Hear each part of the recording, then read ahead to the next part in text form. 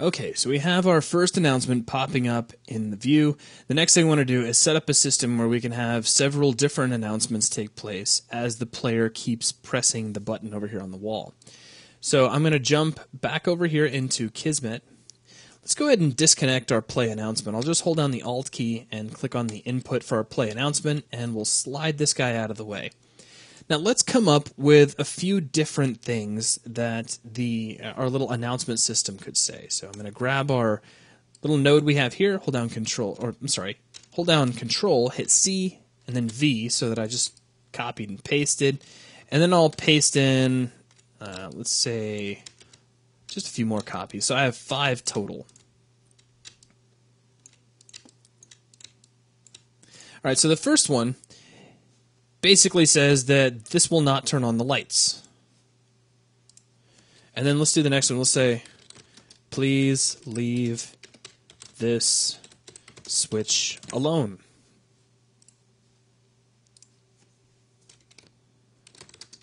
And then the next one will say, the light switch is behind you by the door. And let's do the next one. Let's say, I'm warning you. I love that. Reminds me of Tron. I'm such a geek. Okay, now let's grab play announcement. And the last one will be, okay, comma, have it your way. And we'll just put an ellipse at the end of that. Okay, so we have these 5 things that we want to cycle through. But the question becomes, how do we cycle through them?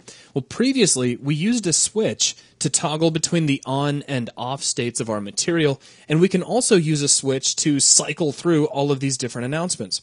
So I'm going to right-click, go to New Action, and choose a switch. And we'll just choose a regular switch.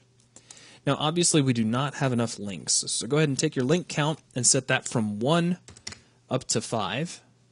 And now we can just plug each one of these in. So link 1 goes to our first announcement, and so on all the way down.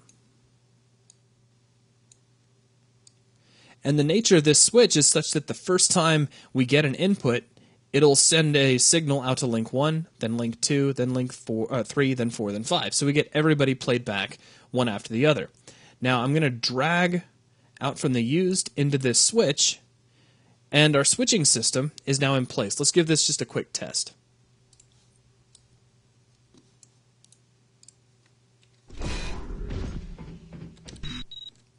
And I didn't rebuild lighting before I started this video. But you'll notice now, as I keep pressing the E key, we're getting different messages. Now here's a problem. There's just one little quick thing we could fix. If the player were to run up to this switch and just hammer the E key, watch what happens. You get a whole bunch of annoying repetitive sounds, the images the messages kind of stack up in the queue and you don't even get to read them all. So just in case somebody wanted to just go up and just flick the daylight out of that switch, it would be nice if we could force the player to have to slow down a bit. And the way we're going to do that is by putting a retrigger delay on our actual trigger event. So if we select the event and scroll way down in its properties, at the bottom you'll see a retrigger delay currently set to 0. That means you can use this trigger as fast as you can press the E key. We're going to pull that back to a 3-second delay. That means the first time that this trigger is used, the trigger then immediately becomes useless for the next 3 seconds. After that, you can use it again, and then it's useless for another 3 seconds. So let's try this. Let's go ahead and close out. Right-click and play from here. Now, I can spam the E key as fast as I want, and it doesn't matter. We've got to wait 3 seconds. So that means that the player is going to see that message pop up in the view. All right, so that takes care of switching through multiple messages. There's one more thing I want to do, though. We've got the "okay, have it your way" message. Let's add a message to this. Let's say right after that's said, the next thing we want is for another one to pop up where the system says, "but don't say we didn't warn you." So I'm going to take our little play announcement and copy-paste it again, place this just beneath, and let's go ahead and change the text. So I'll continue with our little ellipse and say, but don't say we didn't warn you! Exclamation point at the end of that. Now, I'm just going to take the output of my play announcement and plug that into the new play announcement. But there's a problem with doing this, and I'd like to go ahead and demonstrate.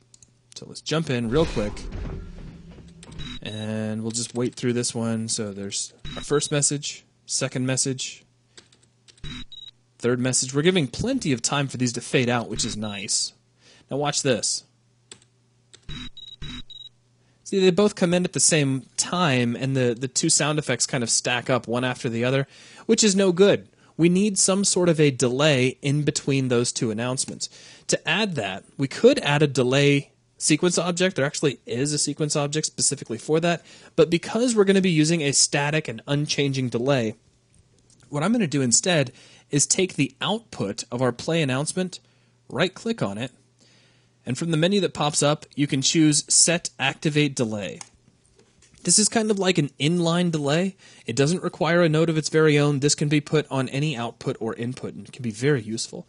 So let's set this to 2 seconds. So now we're going to delay the output to this next announcement by 2 seconds. And just to kind of speed the process up, what I'm going to do is come back over to my trigger and temporarily we'll set the retrigger delay back down to 0, just for testing purposes. Now let's come back up to our little switch. So this is just so I can kind of fast forward through this. So we're to the last one when we use this, and then we wait 2 seconds, and it fires off the next one, which is perfect. All right, now there's only one last thing I want to add, which is going to be an announcement that the self-destruct sequence has been initiated. So I'll take my play announcement, we'll copy that off one more time, just like we did before. Connect this back in, and let's just type into our announcement text, self-destruct sequence initiated. Now, we'll take the output of this, and we're actually going to delay this by 3 seconds. So let's right-click, go to Set Activate Delay. 3 seconds. You know what? It's bugging me. We're going to reverse that. I'm going to take my initial delay, and we'll set that one to 3 seconds. And this one I'm only going to set to 2 seconds. So we'll give this one final test to kind of get all the timing down, because you can adjust this to whatever timing you prefer.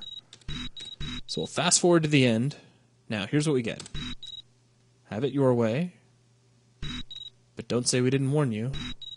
Self-destruct sequence. Okay, that's perfect. That's what I'm going to go with.